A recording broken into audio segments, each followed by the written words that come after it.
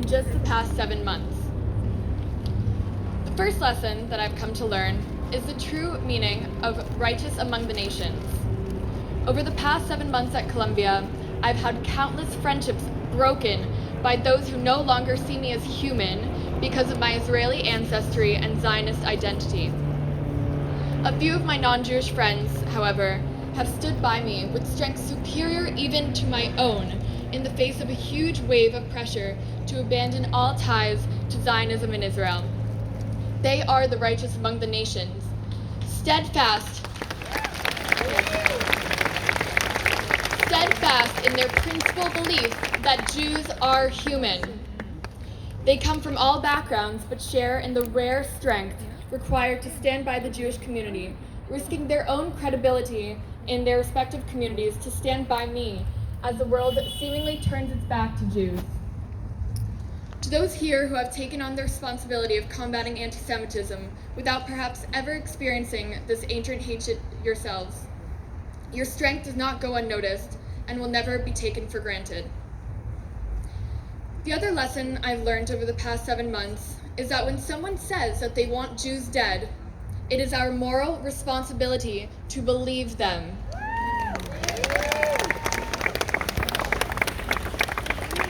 I should have learned this in 2021 when I was in and out of a bomb shelter for nearly 2 weeks as Hamas pelted rockets towards my apartment in Tel Aviv. I should have learned this in 2022 when I sheltered from an escaped gunman after a terror attack at a bar on Dizengoff Street. I should have learned this in the very beginning of October when Hamas murdered 3 of my friends at the Nobel Festival. I should have learned this as I turned page after page of dead Poznanskis at the UN's display of the Book of Names of Holocaust victims. But it was only when I heard these chants constantly in the streets of New York City that I learned this important lesson. For anyone and everyone here who is Jewish, I speak directly to you as I say this. We are only here today because someone in our family in generations past, whether on the streets of Warsaw in 1933 or on the streets of Baghdad in 1940, heard the chants of those who wished Jews dead and took those threats and chants seriously. We owe it to every future generation of Jews to take these threats and chants that we hear today on our campuses, on our streets, and through the media seriously, and to promise never again. I'm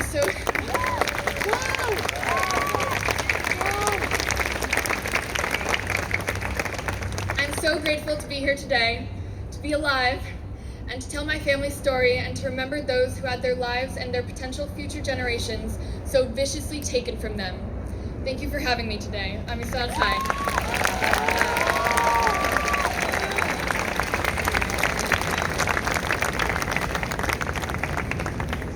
I had the privilege of hearing the testimonies of many Holocaust survivors, and I struggled to understand how the world could remain silent and passive in the face of such horror. However, recent events have provided a strange, unfortunate answer. Following the atrocities committed in Gaza envelope on October 7 and the anti-Semitic demonstration on campuses worldwide, the phrase "never again" takes on a deeper, more urgent meaning this year. We, the Jewish community, must stand firm and unite against the rising tide of overt anti-Semitism.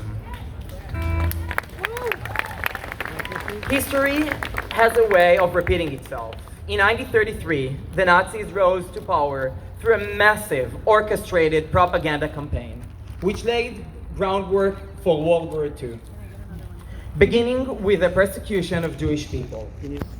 Albert Einstein would define madness as doing the same thing repeatedly and expecting different results. Now, in 2024, we see similar pattern emerging. A propaganda war that not only threatens the destruction of Israel, but in time, could turn its venom toward the entire Western world. Let me be clear, by then, it will be too late. But once again, the world will stand quiet as we never learned a thing.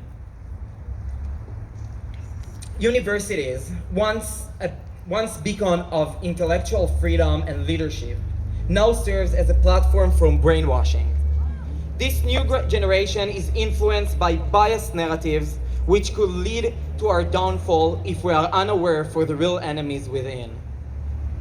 Since the Holocaust, the label anti-Semitism has become somewhat taboo, cleverly replaced in public dialogue with anti-Zionism. Yet, the underlying hate remains the same. On campus, I witnessed Jewish students being denied access to public spaces, a chilling echo of the stories my grandmother told of being forbidden from sitting on public benches. Since my earliest memories, I inspired to attend Columbia University, to stand for Israel in one of the world's most prestigious academic arenas, and to achieve my dream of becoming a cardiothoracic surgeon. I arrived to Columbia proud of my background as an IDF fighter and an EMT, driven by the values of saving lives and making my Holocaust survivor grandmother proud. I arrived as someone who broke through limits, coming from a low-income family, I'm assuming it's recording my life. learning English along the way, driven by the strong spirit of a young Israeli. Today, Thank you. more than ever, we must stand for Israel, the only home for the Jewish people. We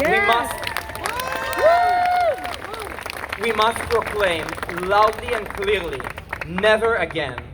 Now, more than ever, this must be our call to action. Well, I can go back and explain to young Eldar how the world has remained silent, but I can stand here today and promise future Eldar that I won't be silent again. Never again is now.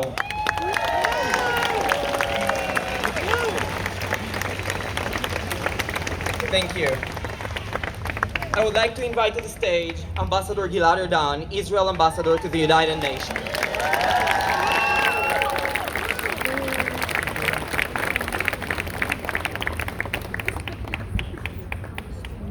Dear brothers and sisters, your presence here sends a clear message that hate will never prevail. Never. Thank you from the bottom of my heart.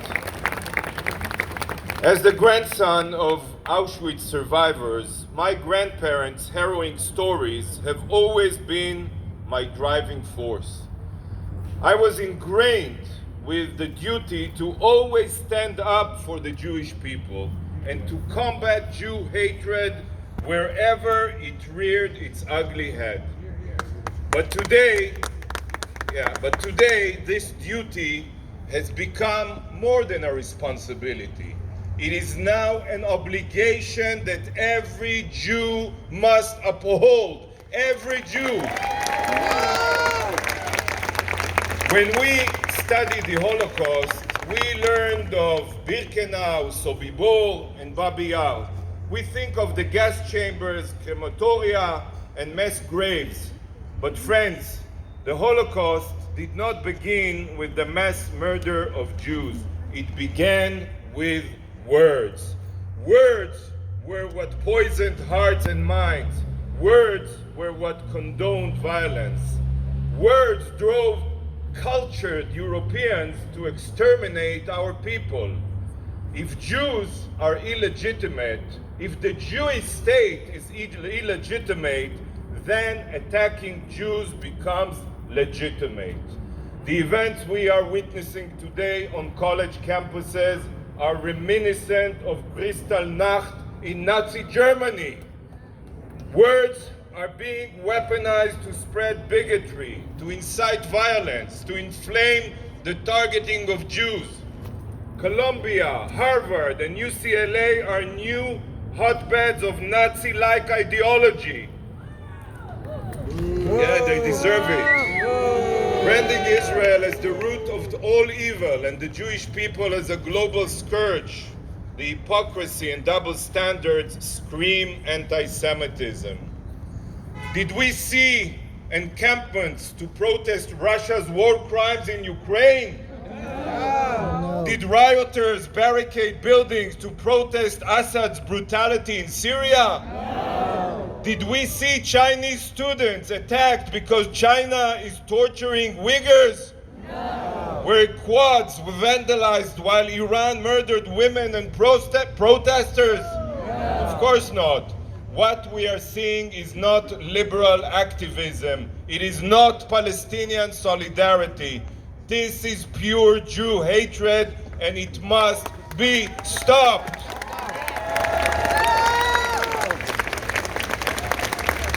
Friends, during the Holocaust, there were the Nazis, there were collaborators, and there were those, who turned a blind eye. They were all guilty. And today, there are modern-day Hitlers, such as Yahya Sinwar and Ayatollah Khamenei. There are Nazi terrorists like Hamas and Hezbollah, and there are collaborators who mask themselves as elite institutions, among them universities. The shameful capitulation to the violent mobs makes these schools, their boards, and their presidents collaborators. They are the collaborators of modern-day Nazis. But friends, we are in 2024. This is not 1934. Today, we have a powerful Jewish state, and Jewish people everywhere have more than a voice. You have strength, and you have influence. And it is up to us, all of us, a united Jewish people, to show our enemies that anti-Semitism will not be tolerated. Holocaust remembrance is no longer enough. Never again, as we used to say, is not only about remembering. It is not only about education. Never again today means that Jew haters must pay a heavy price. It means taking action. So I call on you today, not only you here, all Jews across the United States and around the world, divest from universities that allow anti-Semitism to spread. Don't continue to give them your money.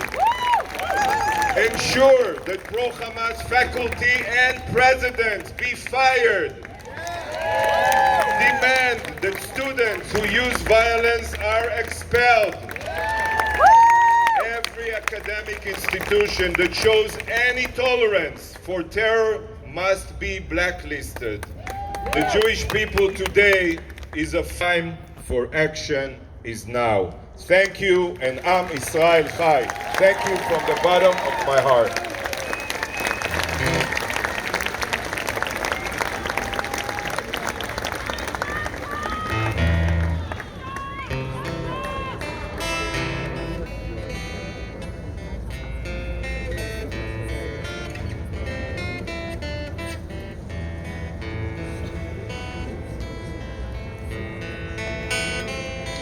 עוד יש מפרש לבן באופק מול ענן שחור כבד, מול שנבקש לו יהי.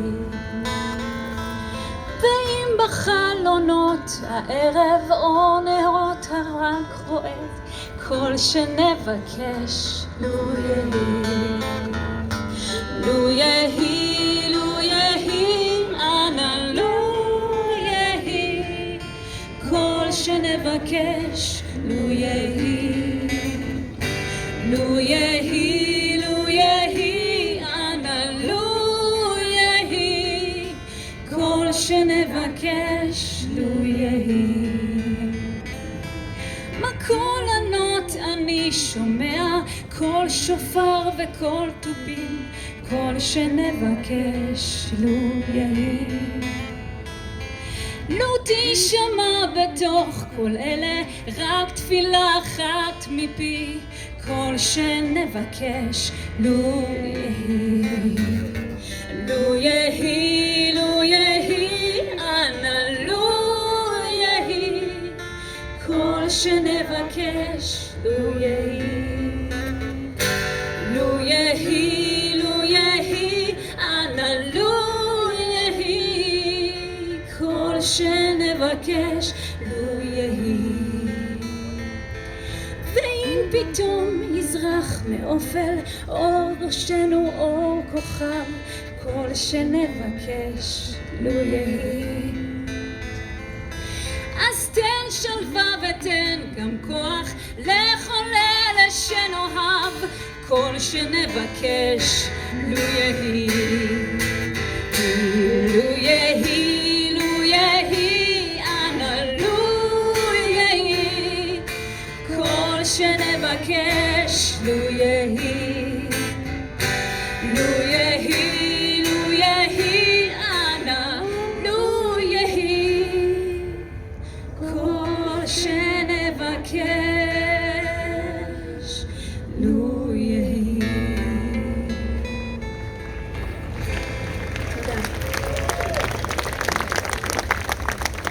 Prego. Next, I would like to invite to the stage Ambassador Ophir Akunis, the Consul General of Israel in New York.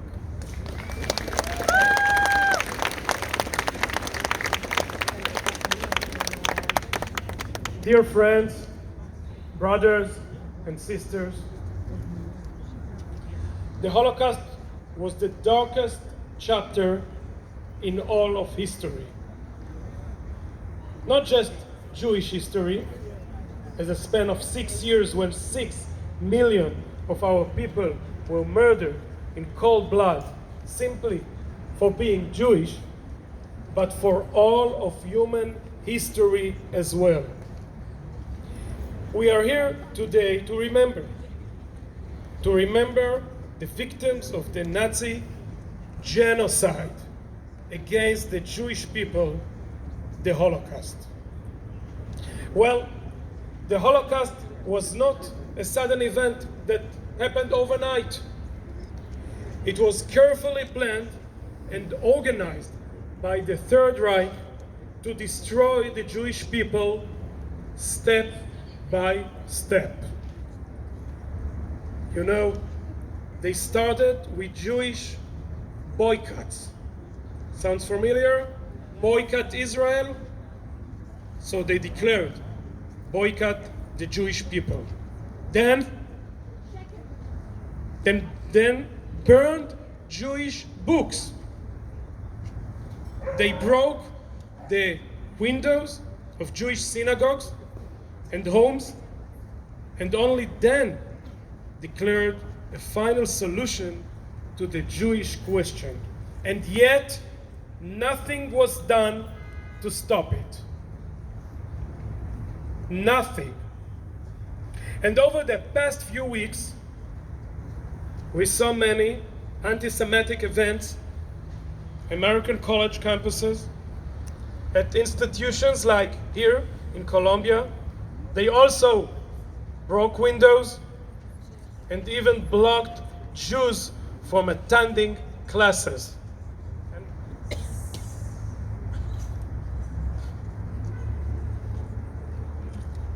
This is a horrific picture. Germany, 1933, New York, 2024. A huge shame. Well, Iran, Hamas, Hezbollah, and the Houthis are an axis of evil. The entire free world is their target.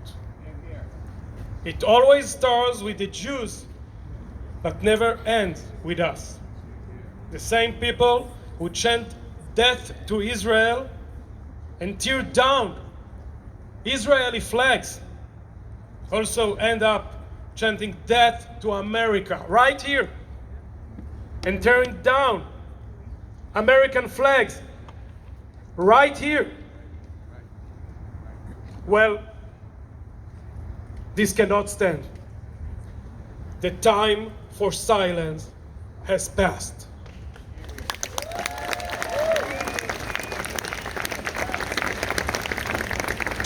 We are not afraid. We are proud to be Jew. We are proud. We are proud to be Zionists.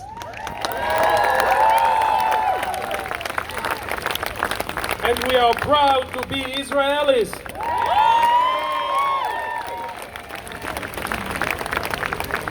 Well, my friends, you and the entire world know the facts.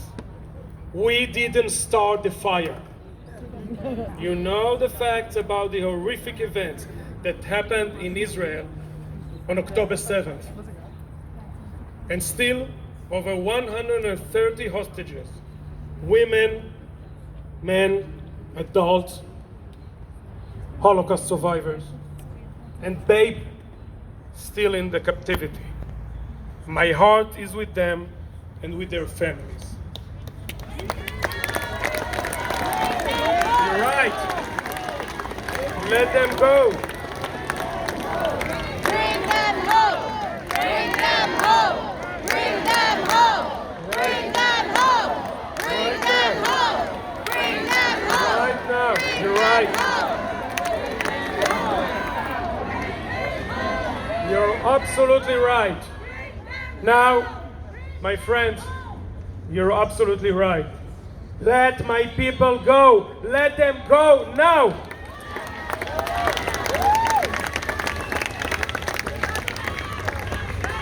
Now, you're right. Now, I want to show you something. I want to show you this Star of David. This Star of David was found in Kibbutz Kfar Aza among the ruins after the terrible massacre by Hamas. They murdered, raped women, and burned families alive just because they were Jews. And our message from here is simple and clear. No one will succeed in defeating us.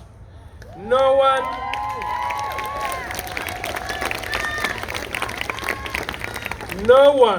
will lower the power of the Star of David. Not from Kfar Aza, not from Sderot, not from Ofakim, not from Tel Aviv, not from Metula and Kiryat Shmona and the Upper Galilee, and not from New York, and not from Colombia, and not from Los Angeles. From nowhere. This is the Star of David. We will always continue to be proud of who we are at any time and anywhere in the world. Today, the Jewish people have a state, one that is strong, capable, and stand ready to defend Jewish people under threat anywhere in the world. Students, families, and communities, we are here for you. We will always be here for you. And when we stand together, our future is very bright indeed. Am Israel Chai. תודה רבה לכם. Thank you so much. תודה רבה.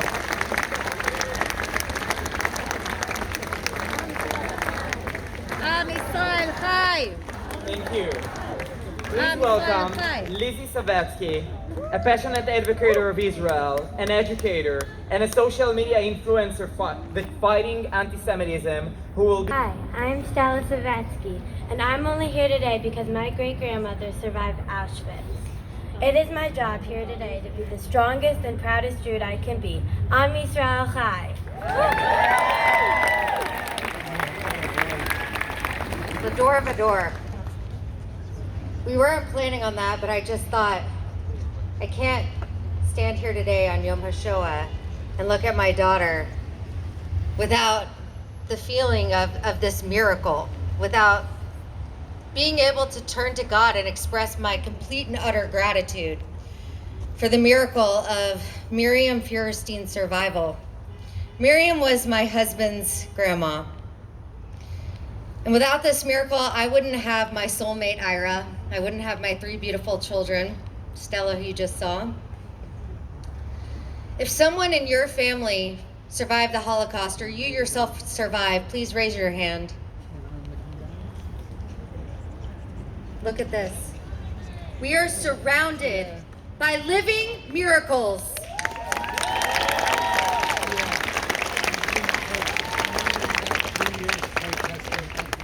The last time that Miriam saw her parents was at the entrance of Auschwitz, where the SS officers sorted the living from the imminent dead.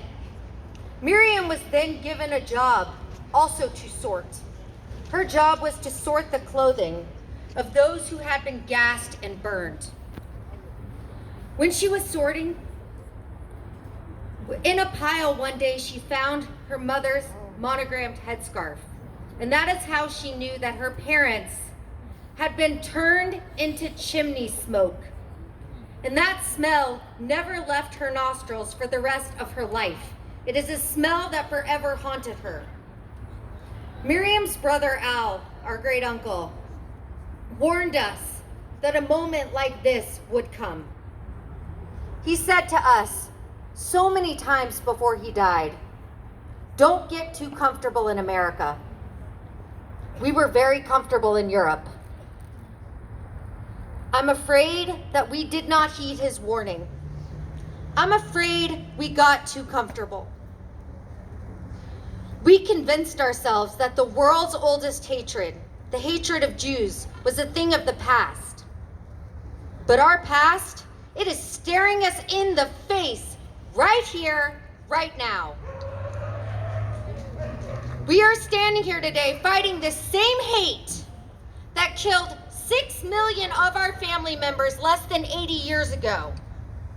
In 1933 in Germany, Jews were barred from universities. Today in 2024, Columbia professor Shai Davidai's ID card is deactivated.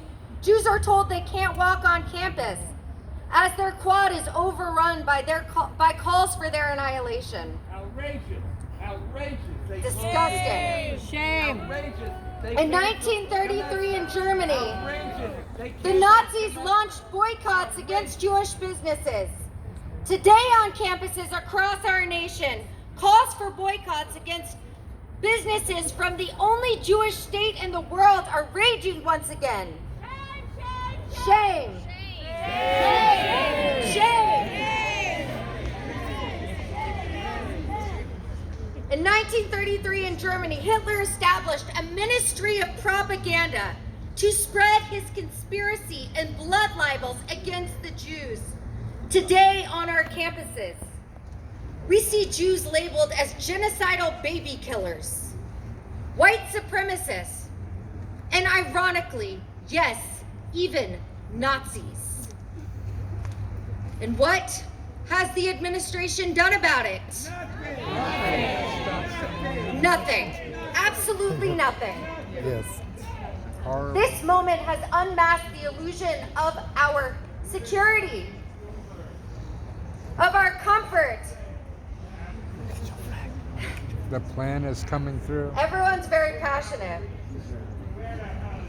Those who want to... Well, he's not here.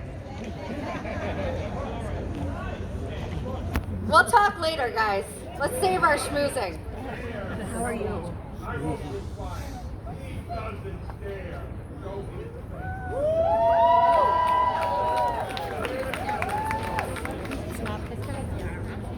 Those who want to kill us simply for committing the crime of existing don't care if we are proud Jews or cowardly Jews. We cannot hide from our Jewish identities. Our people have cleaved to our traditions, values, and faith despite the worst atrocities committed in human history.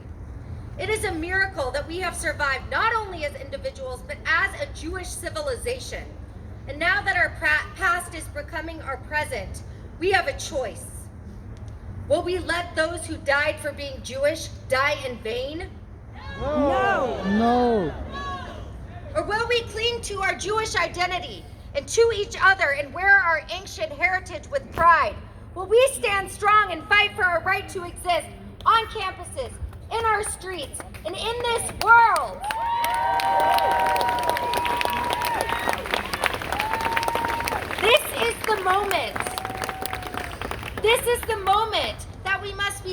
deeply rooted in who we are and where we come from that no gust of hate, no matter how vicious, could ever tear us down.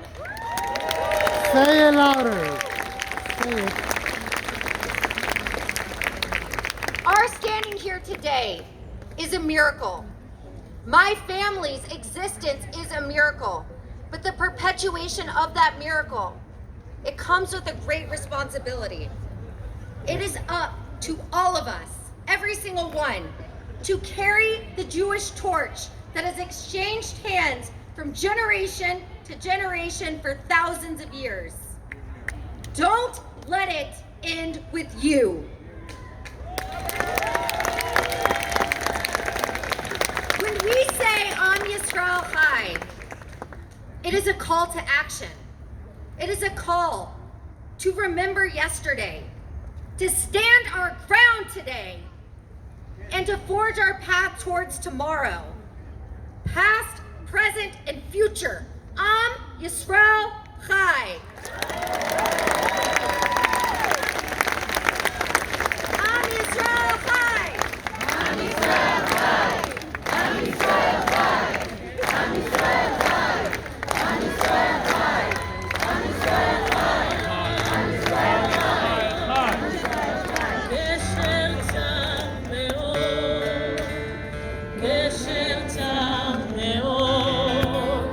Gesher tzar me'od. Kol ha'olam kulo.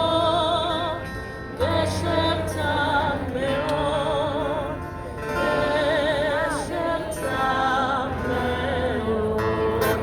וכולם ביחד איתי. והעיקר, והעיקר, לא לפחד, לא לפחד כלל. והעיקר, והעיקר, לא לפחד כלל. She didn't come? She didn't come? No. גשר צר מאוד, גשר צר מאוד, Huh? גשר צר העיקר והעיקר, לא לפחד, לא לפחד כלל. והעיקר, והעיקר,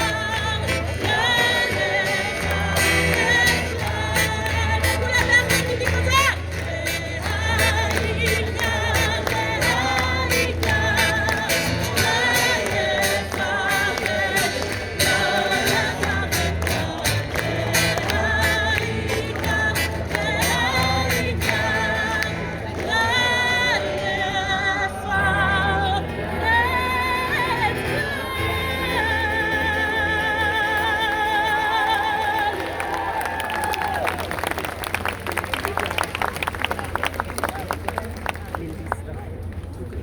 Without further ado, let us warmly welcome Tova Friedman, a Holocaust survivor whose testimony and resilience serve as a beacon of hope and inspiration to us all. Thank you.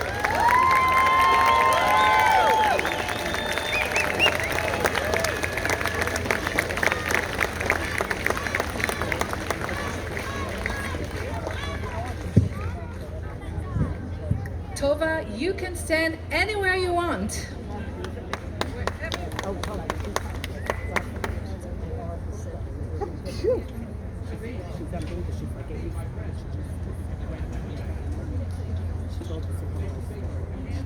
Thank you. I am much better on my feet, and I'm much better when I walk. I can't stand. I'm not a, I don't make speeches, so I just want to tell you, it's absolutely heartwarming what I heard today. It was so wonderful. I can kiss all of you. You were just wonderful. Oh, sorry. You were just wonderful. It makes you feel that you're not alone on this earth. I am here. Again, they talked about miracles. You talk about miracles. I represent the 1.5 million children. I find that all very emotional because I'm not such a public speaker and I don't run for office, so I don't say all these things, you know, and I don't read from anything. So whatever I say comes from my heart, and it's always different. So I just want to tell you, I represent 1.5 million children that didn't make it. And they didn't make it for all kinds of reasons, because they were not in the right place, the right time, and I was. I wasn't chosen. I wasn't chosen to survive. I just happened to be the right time, the right place, and I'll take you with some of it, because when I speak about myself, some stories, you have to think that this exactly happened to the children, but they just weren't there at that moment, and I'll take you there. My story, you have to multiply it by 1.5 million children that aren't here. We have their pictures. If you went to Yad Vashem, there is this fabulous children's pavilion. We have their pictures, and sometimes we have their names, but we can't put them together. So I can't feel as if I'm just going to talk about me. So I am the representative. I wasn't supposed to be here because the gigantic German army, with all its ammunition, went for two type of people. Two. The first, you know, I think in Hebrew somehow, I don't know why, it must be all your influence here. I can't think of the Ochlusias and I think in Hebrew. Okay, I'll try to speak really, it's not my mother tongue. So, the first thing they did was they got rid of the children. When the Germans came into my town, 1940, there were hundreds of Jewish children. It was 15, maybe I said, not sure of the number, between 14 to 15,000 Jews. They were religious. The Polish Jews were religious. And when it says, you know, give birth, they multiplied and multiplied and multiplied. And they did. So what happened? The first thing, the children were killed. That's before even Auschwitz, before gassing. They just came into the town. And the second population were the elderly. Who was the elderly? 50 years and over. Now why? Why were these two groups targeted immediately? The children were useless. The children get sick, the children need food, and the children keep the parents from working because they have to be taken care of. What about the elderly at 50? I mean, you know, what are you good for? So this one went immediately. So from about hundreds of children, at the end of the war, 5 were left. 5 children, and I'm the youngest. That's why I'm sort of still here. There are 2 of us left on Earth right now. One is close to 90, and she doesn't talk so much anymore. So I represent all the children that were killed. Now, as I grow older, and I'm also a therapist, I kept wondering why. Not only that they were a nuisance, but the Germans were afraid that the children will grow up like myself and be witnesses. Hitler had this order, no witnesses. I'll tell you the story in Auschwitz, the last few days, everybody was being killed. Anybody who stood, anybody who said, anybody, no witnesses. And here am I. I am lucky enough to have gone through all kinds of things, and I'm the witness. Another thing which I want to say, we know what happened October 7th. We know, we have witnesses, we have cameras, we have everything. At that time, they tried to keep everything silently. They killed us quietly.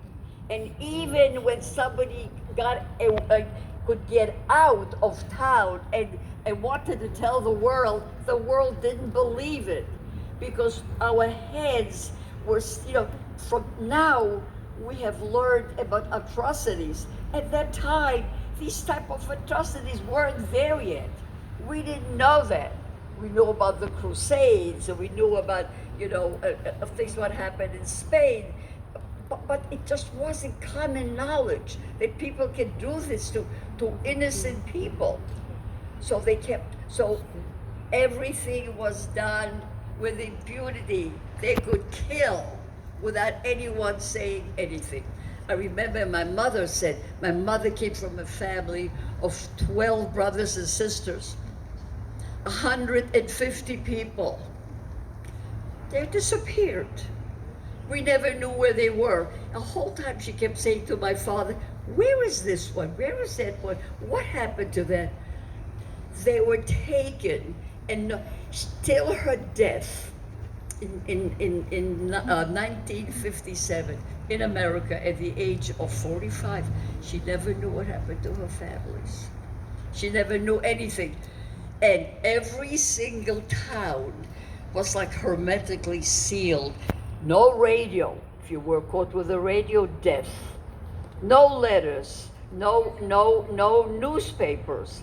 So you couldn't even have a relationship with somebody else from another town and do something. It's amazing that there were uprisings, and there were about 20 uprisings.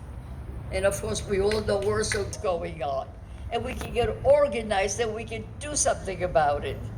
So let me tell you, somebody else said, but we should take it seriously. I asked my father, I said, you read Mein Kampf. He was an intellectual.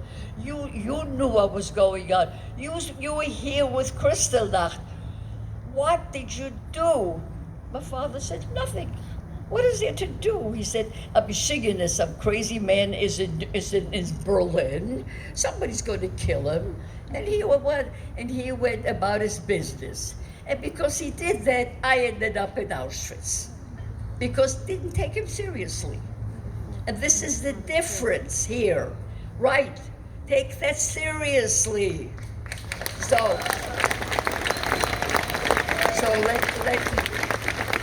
let me tell you another thing.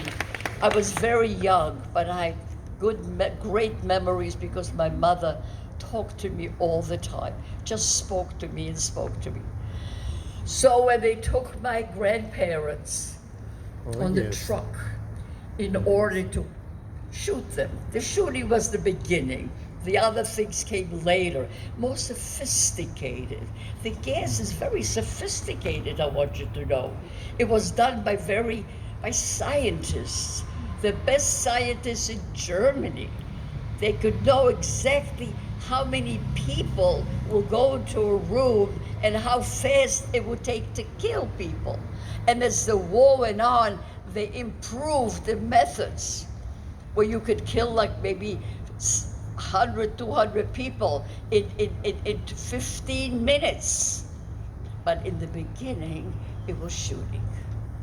So all the kids were shot, and then my grandparents were taken with other elderly. And maybe you know, this happened in every single ghetto, by the way. Every single ghetto, it was the same style. Nobody had to invent anything. Every Gestapo had a chart. He knew what to do. So they took them, they undressed them. By the way, being naked was a very big thing in the war. People were naked everywhere. In Auschwitz, people were walking on the street, women naked. You know why? Because animals don't need clothes. So we were animals, and we did not need clothes. So they undressed the elderly, undressed them, and shot them in the back. And they fell into the grave. Now those graves were dug not by the Germans, oh no, by us. by people like my father's age, those who were lucky enough to be strong and not to die. So here, and somebody said something else about the clothing that somebody was taking care of. This is very common also. They took our clothes and they had all kinds of factories cleaning them and so forth and sent them to Germany for their families to use. You know? Okay, my daughter tells me it's time. Sorry. I just want to take you with me. Keep I just want to talking. give you a Keep quick talking. thing. From the ghetto, we were taken to a labor camp. We're there in the labor camp. Kids were all alone. Those that were left alive. And the parents worked a whole time. All the kids were then killed also. My luck. My parents had a crawl space and I was saved. From that, oh, okay, here, thank you. What would I do without you? You know, I have wonderful children. Right now they're my son and my daughter and my daughter-in-law and my grandchildren.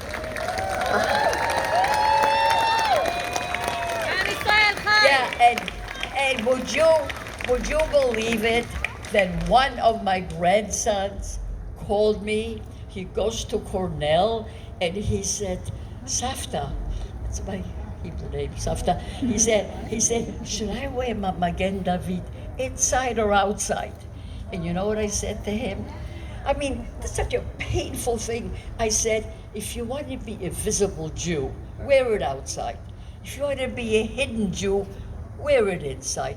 But I am not telling you what to do. I'm going to accept either because I can understand. Do you know one time he was going somewhere at night? I was so scared for him that I am in New Jersey and he is in Cornell and I'm talking to him. Are you safe? Are you safe? What kind of a world is this? How can you think like that at this stage? I mean, my Holocaust memories have been reawakened. The kind of fear and the thought. Well, let me just take you quickly, because I want to make sure we can. Then, from the labor camp, we went to Auschwitz. This is a group of people who know so much. So I don't even have to tell you the kettle cars and all that. But when we arrived, most people were killed and most children. Am I stopping already? Okay, I'll just give you a few minutes. All right, that's okay. That's okay. You can read my book to get the rest of the story. I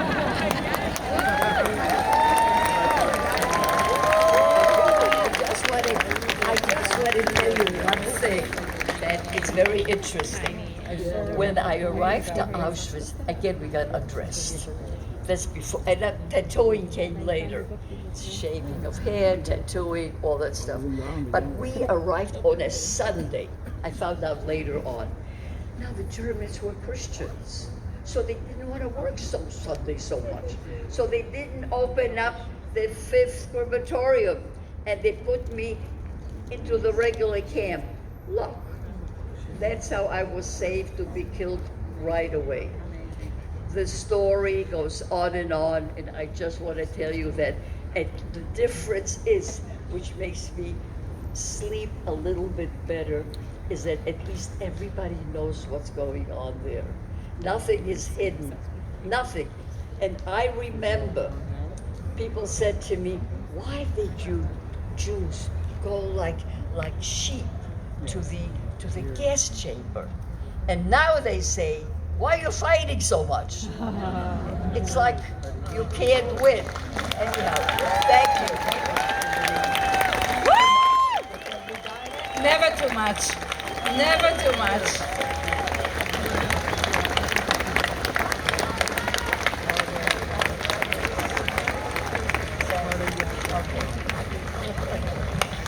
If everyone, you should know, Tova is probably the only Holocaust survivor with a TikTok account with over 500,000 followers.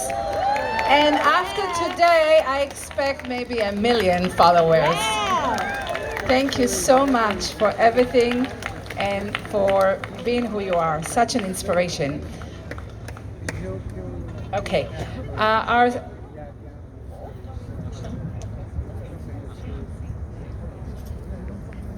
It's important. Knowing that an attack on one is an attack on all.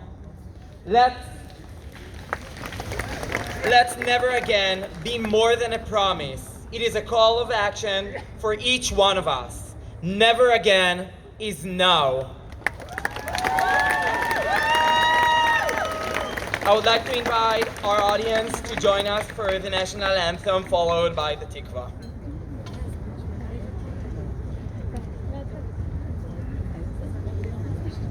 Oh, say, can you see by the dawn's early light what so proudly we hailed as the twilight skies gleaming, whose broad stripes and bright stars through the perilous fight o'er the ramparts we watched were so loudly streaming, and the rockets' red glare, their bombs bursting in air, gave proof through the night that our flag was still there. Oh, say does that star-spangled banner yet wave o'er the land of the free?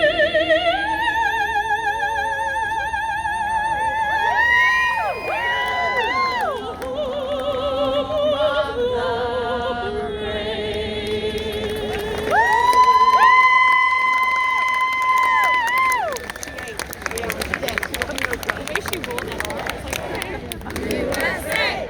USA! USA! USA! USA! USA!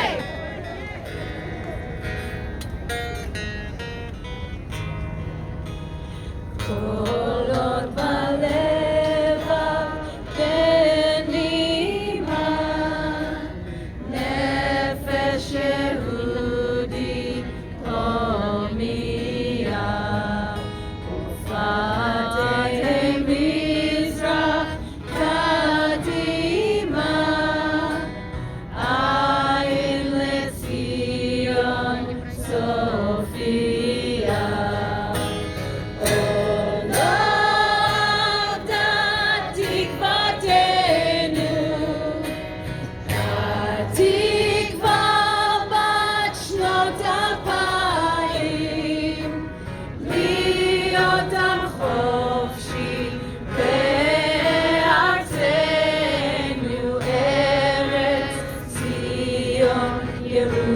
ירושלים, להיות עם חופשי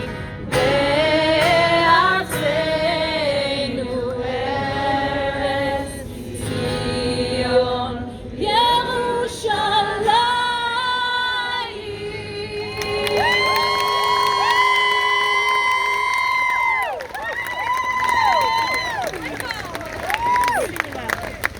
תם ונשלם, ותודה רבה. Thank you to the New York police. Thank you for taking care of us. The Metro Police, you are the best. Thank you.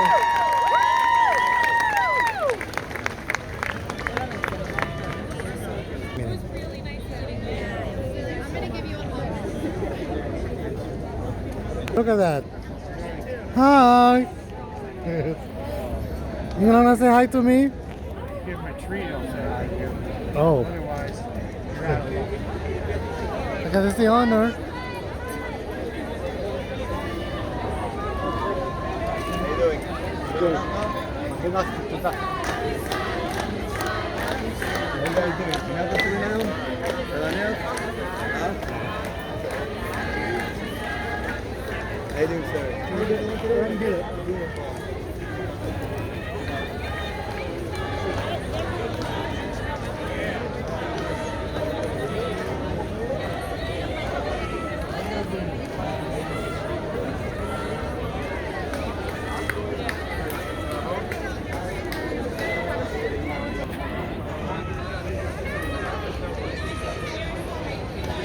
This is the end of the event.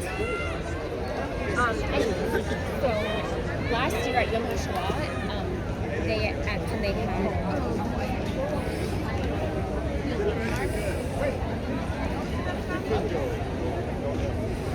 Hi, lady. I love your sign. Thank you. I love your the back. Thank you. That's right. That's right. That's right. Oh, all the